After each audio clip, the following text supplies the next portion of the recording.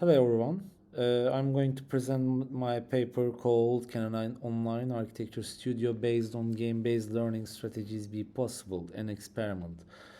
The rapid technological developments have enabled design education to be integrated with new learning technologies, and the recent global events have further accelerated its transition to compulsory and widely applied online education.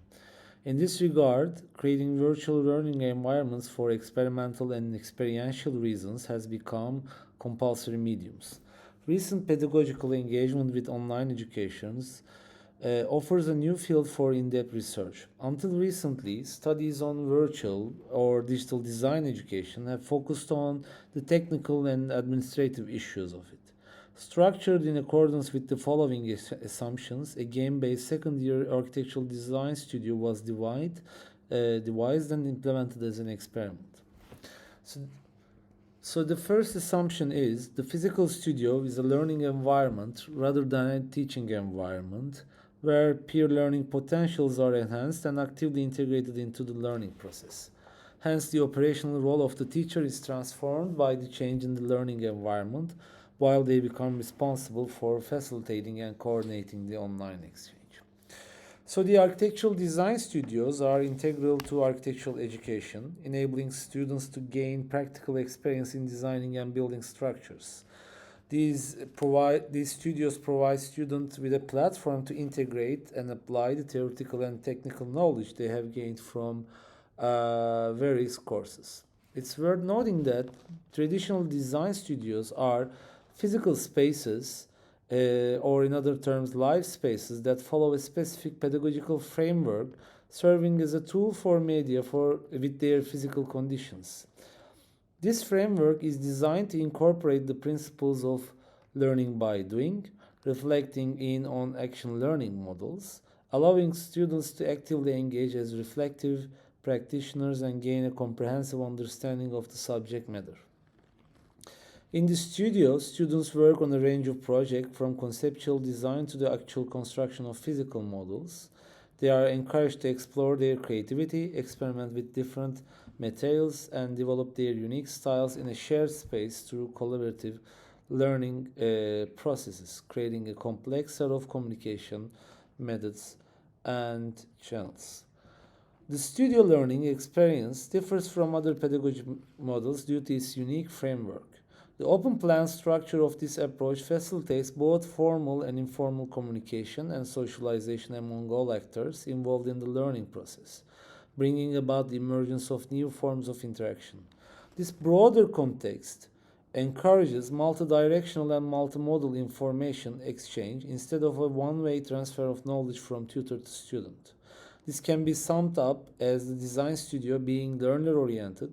Therefore, it requires the development of various tactics in the scope of an educational strategy to support the individual's ability to understand, internalize knowledge and skills, and gain self awareness of their learning processes.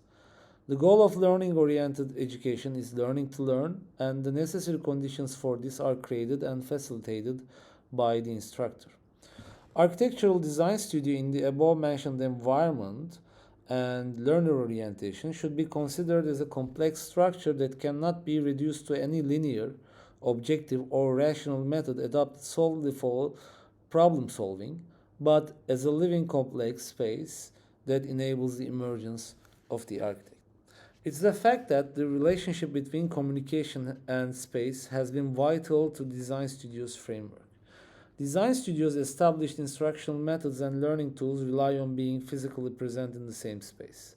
The students identified this idea of studio culture as prioritizing social experience over individualism. The teaching methods that shape communication styles and studio environment where students engage in ongoing dialogue greatly influence their learning experiences, suggest that many higher education educators lack formal teaching training, leading them to emulate the teaching methods they experienced as students. This so called apprentice of observation is a prevalent habit often observed among instructors and is reinforced by the traditional role of the physical studios, which tend to align with the signature pedagogies of a particular field. Consequently, it can hinder pedagogical innovation.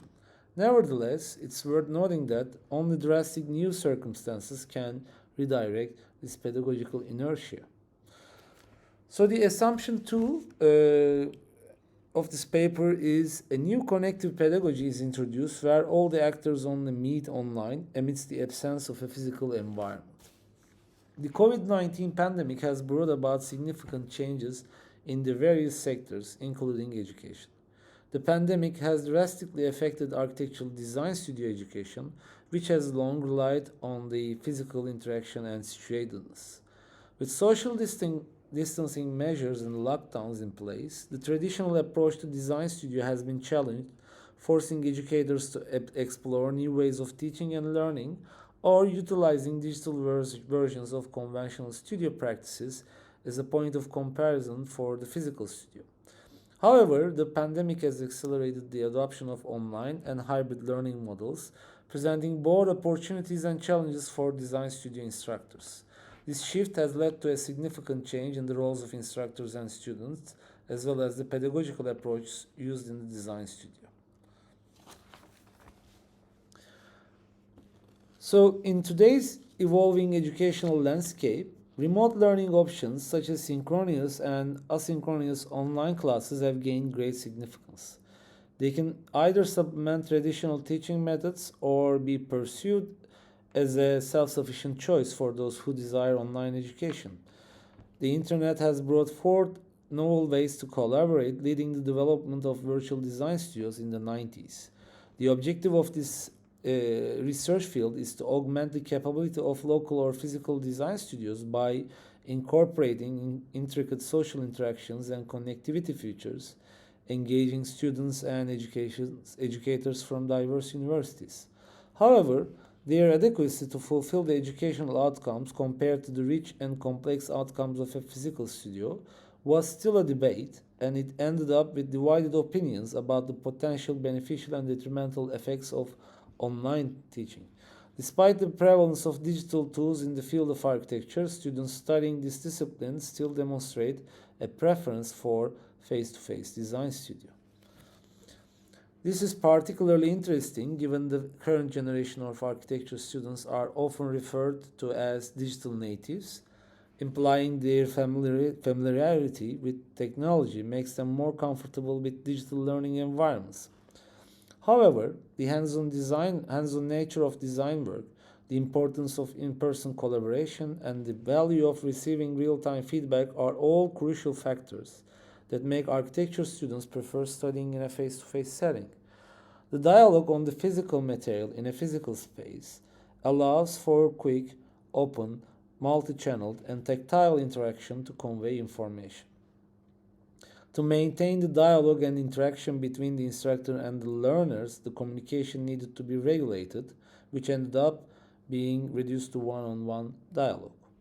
These limitations of the online tools, combined with a tendency to emulate the traditional methods of the design studio, ended up reminding the lodges of École des Beaux-Arts with an emphasis on isolated authorship and mostly graphical representations. Although the detailed graphical presentations and annotations enhance the dialogue, the complex dialogue of real-time gestures, mimic, and tactile interaction between all actors is missing. So this statement highlights that amid the shift to online studios, instructors and learners must reassess their communication approaches, choose more fitting techniques and platforms. Designing ways uphold a strong level of interaction and engagement despite the limitations of online communication is of utmost importance. So the third assumption of this paper is a new pedagogy to tackle emerging issues while enhancing peer learning, facilitating better connectivity and team spirit is needed. So the instruction design is a field that focuses on the creation of educational and training materials, methods, and communication structures. Instructors mostly rely on various learning techniques or learning theories to guide the development process to achieve this, and design studios are also deploying these theories as well. Although many design studio instructors lack formal teaching training, conventional design studio teaching consists of common learning theories such as behaviorism, cognitivism, and constructivism. And apparently, after the COVID-19 pandemic, another theory might be um, important to look at, such the called connectivism. So, behaviorism emphasizes the importance of observable behaviors in the learning process. So, this theory posits that the learning occurs when a person's behavior is positively or negatively reinforced through external stimuli. In other words, learners are more likely to repeat rewarded behaviors and less likely to repeat punished behaviors. So, in this approach, the learner is a passive recipient of information and the learning occurs via external processes. Cognitivism, on the other hand, focuses on the mental processes involved in learning. So, this theory posits that learning occurs through acquiring knowledge by selecting and organizing knowledge through cognitive processes and integrating it with prior knowledge. Compared to behaviorism, it involves a change in the learner's knowledge instead of a behavior change. However, a change in knowledge must be inferred from learner's behavior, making these two theories closely related with each other. In this case, the instructor guides the learner, whereas the learner actively engages with the learning material. As an essential influence on Schoen's pedagogical framework, reflection in action, constructivism emphasized the importance of the learner's prior knowledge, beliefs, and skill through the learning process. So, this theory posits that the learners construct their world understanding by reflecting on their experiences and interactions, while stating that knowledge cannot be transmitted. As a result, instructions designed with constructivism in mind often encourage learners to explore and discover new information through individual and social hands-on activities and problem-solving exercises. Eventually, the instructor's role is to create experiences to support learning, acting as a facilitator of interaction and engagement, while the learner is an autonomous individual compared to the previous theories. Although these theories focus on the process of learning, they all agree that learning happens within an individual through mental processes and experiences, even if they are socially stated and enacted processes. But apparently, pedagogical practices based on these dominant learning theories sort of fail to address the characteristics of a digital network environment when it comes to facilitating an online design studio with its established social components. Restriction, elimination of activities and interactions in the physical environment negatively affects the teacher and learner by eliminating the possibilities created by the studio. In particular, architectural education, one of the disciplines most resistant to pedagogical change, both with its temporal density within the curriculum and its structure content that instrumentalizes learning by doing, peer learning, learner autonomy approaches needed to be re-evaluated within a different pedagogical framework. So, in today's learning landscape, we can actually act by drawing information outside of our primary knowledge, which leads the individual to get connected with the others and become a participant in a self-organizing collective domain of knowledge. In other words, the social processes of learning, such as collaboration, conversation, and interactions among individuals, occur outside of the individual and are often facilitated by networks that exist between people. These networks can be physical or virtual, may include communities of practice, peer groups, or online forums, or other stuff. The exchange of knowledge and ideas within these networks is crucial to the learning process and helps individuals develop new skills and perspectives. So, as the design studio constitutes the central axis of undergraduate architectural education, considering the learning experience produced by the studio, it has become essential to look for pedagogies suitable for the digital environment by examining the existing approaches to how design education is provided in the context of architectural schools and how learning outcomes are organized. A new approach might be game-based learning. While sharing the characteristics with the mentioned learning theories, it can provide a new theoretical framework to address the components of the learning process within a digital network community of modern learners. Games, although there is no single definition exists, can be simply explained as a system in which players deal with an artificial problem defined by rules, resulting in a measurable outcome. Game-based learning can be defined as learning facilitated by the use of a game or using game design principles to introduce the learners to the methods that will provide a deeper understanding of a complex learning process and an interactive learning environment while increasing the learner's autonomy. Effective game based learning should strike a balance between being challenging yet achievable, gradually pushing learners to take on a tougher task. A clear set of objectives and guidelines is instrumental in keeping learners motivated and engaged, with measurable learning outcomes for learners to self evaluate. So, game based learning utilizes quick feedback, small sequential tasks, progressive challenges. It might resemble an updated version of behaviorism. However, it distinguishes itself from this theory through its community based reinforcement, aligning more closely with connectivism. This learning occurs both internally and externally as the learner progresses autonomously while interacting with a community of other learners. As the community of learners is more diversified, multiple learning paths become available since the community does not act only as an element of learning progress, but also acts as a support to reach a higher level of motivation, a part of the feedback process, and establisher of different learning paths. So these different learning paths imply different ways of acquiring knowledge, ranging from behaviorism to cognitivism and constructivism, which treat learning as a result of unique situation-oriented phenomena. To create a curriculum in that sense, knowledge must be external, at least partially familiar to learners, necessitating that it be divided into smaller batches, like we have mentioned in behaviorism and connectivism.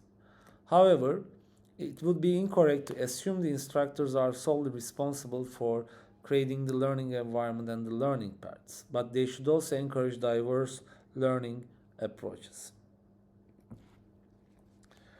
So the final assumption of this paper is due to its similarities and high-level compatibility, a game-based pedagogy for a second-year studio is introduced to enable instructors with pedagogical concerns emerging from the compulsory studies of the online studio.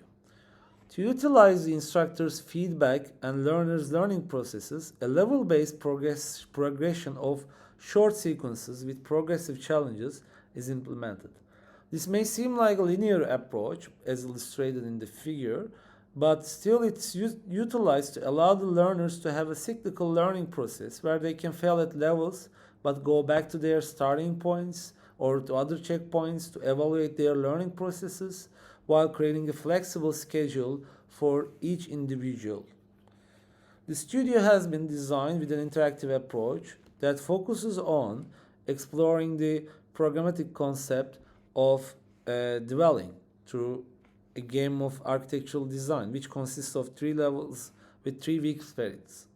In this game, learners will randomly select 2 distinct sets of inputs, such as user habits and habit durations, to form ideas, which will then be explored to discuss, to understand their relations and potential to constitute a dwelling space. So the first level of the game, the genesis will lead to the construction of the persona of the developer and the identification of a spatial nucleus and architectural characteristics such as spatiality, user habits, activity routines, physicality, structure, peace-hole relations, modularity, and scale, among others. Lacking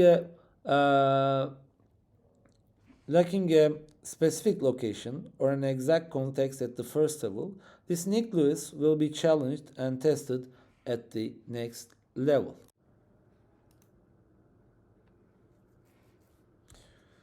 So following a review session and completing the first level, each learner will test their nucleus in a randomly given context, rethinking the nucleus in a new setting and as a new version, resulting in a mutation of its former self in the second level mutations.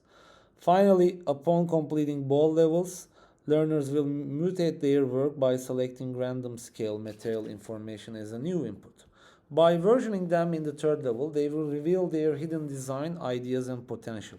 Though the studio is structured with equally allocated level times, its cyclical approach provides a flexible schedule for each individual while getting feedback for their progress from their peers. This paper delved into the concept of a fully online design studio, implementing a level progression of a game-based learning strategy to tackle challenges and foster learners' autonomy and peer-to-peer learning in a situation where there are no in-person meetings and students are encouraged to take on more active roles in their learning. This shift in the traditional dynamics between instructors and students opens up a new avenue for peer-to-peer learning, allowing students to learn from each other's experiences and knowledge, processing the learning with a systematic process, and becoming proactive in their attitudes, thus gaining self awareness and self motivation of their learning outcomes.